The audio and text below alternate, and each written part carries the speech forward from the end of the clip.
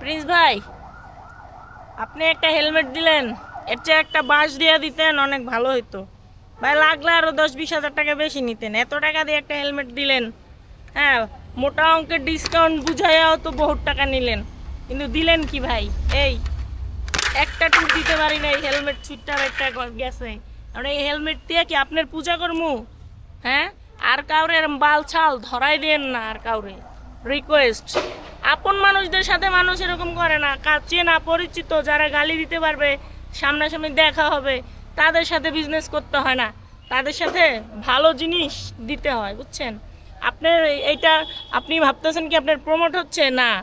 কেউ কেউ এক্সোমোটো থেকে হেলমেট কিনবেন না, তাইলেই ধরা খাবেন। কেউ না, কোনো সিঙ্গেল পার্সন বলতে পারবে না যে এক্সোমোটো দিয়ে হেলমেট কিনে সে সুবিধা পাইছে। তো একটা ট্যুর দিতে পারি নাই, হেলমেট শেষ। ঠিক আছে, সম্পর্ক তো খারাপ করলেন ভাই, বদনাম কামাইলেন। বোঝা উচিত ছিল যে আদিবারে দিছেন এই হেলমেট। ঠিক আছে, ফ্রি দেন নাই, টাকা দিয়ে কিনছি, তাও মোটা অঙ্কের টাকা দিয়ে কিনছি, এটা আশা করি নাই ভাই।